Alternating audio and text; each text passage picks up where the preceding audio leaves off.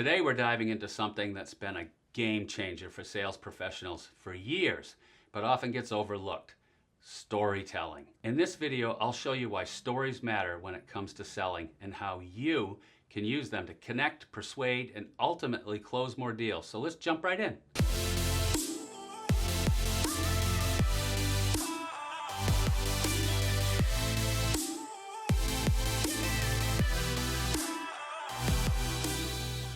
So why do stories matter? It's simple. People connect with emotions, not facts. Let me ask you this. When was the last time you made an important decision based solely on data points or numbers? Pretty rare, right? Now, think about the last time you bought something or even invested in a relationship. Chances are there was a story involved that made an emotional connection. In real estate, storytelling turns a house into a home, a property into someone's future. Buyers and sellers alike don't just want square footage or the year the roof was replaced.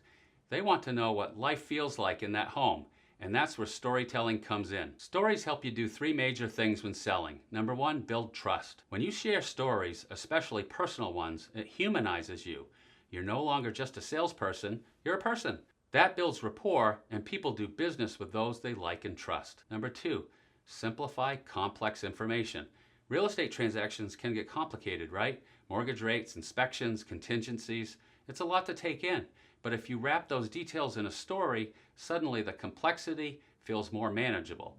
You're giving your client something relatable to grab onto. Number three, create emotional connections. Emotions drive decision making. When you tell a story that resonates, your clients are more likely to picture themselves in that scenario. They imagine themselves making memories in that home, and that emotional connection is what leads to action. All right, now that we know why stories matter, let's talk about how to craft them. You don't have to be a novelist, you just need a structure. So here's a simple formula. First, let's start with the hook. Start with something that grabs attention.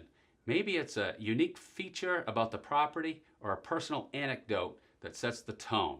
The journey. Every story needs a journey. So take your clients through the process. Maybe it's a family that outgrew their starter home or an empty nester couple. Maybe it's a family that outgrew their starter home or an empty nester, downsizing with distinction. Or a couple that priced their home too high and after several price reductions struggled to capture the true value of their home. So make it relatable. The resolution. This is where the story meets their needs. The family finds their dream home with space for their growing kids, or the empty nesters find a charming ranch with no stairs and an active neighborhood, or the couple needs your advice and picks a better pricing strategy. It's not just about the transaction, it's about what the property or experience means to the person. Remember, the best stories are about transformation, about how someone's life changes for the better. When your clients can visualize that change, you're much closer to closing the deal. Let me give you two examples. I was working with a couple who had just moved across the country for work. They were nervous about finding a home in a new place, and everything felt really unfamiliar. So I didn't just show them a house, I told them about another couple who had made a move under similar circumstances. I shared how they turned their house into a home, creating new traditions in their backyard, and making the neighborhood feel like a tight-knit community. By the end of the tour, the couple wasn't just interested in the house, they were excited about the life they could create there. As another example, I was working with a seller who was interviewing several agents. I naturally asked what was important to them in selecting the right agent. They mentioned that trust and communication were most important to them and how their previous agent had let them down. Now I knew if I said I was a good communicator and that I'd follow up with them every Friday at 3 p.m. with an update, it just wouldn't be sufficient. They needed more than just a schedule.